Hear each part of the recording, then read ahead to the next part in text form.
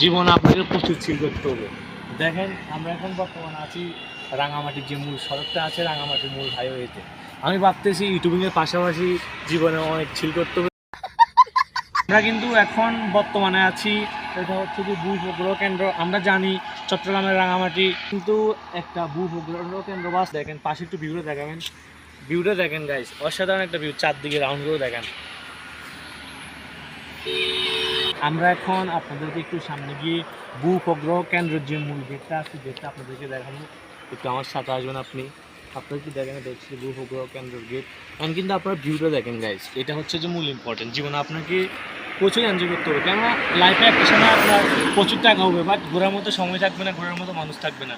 But যখন আপনার এখন বয়সে আছে, আমি মনে করবো যে ইয়ং বয়স যারা আছেন সবাই ঘুরবেন।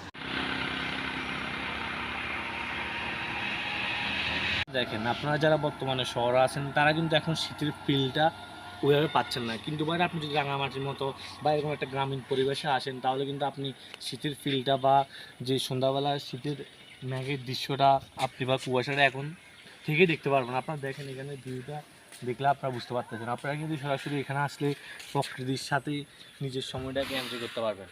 আপনারা একটু দেখেন, ব্লগটা একটু শর্ট হবে, কেননা আমাদের কাছে এতটা টাইম নেই যে আমরা আপনাদের জন্য লং একটা ব্লগ মেক করবো। আমরা জাস্ট শর্ট আপনাদের সাথে মূল যে দৃশ্যগুলো আছে বা মূল সৌন্দর্য আপনাদেরকে ফুটিয়ে তোলার চেষ্টা করবো।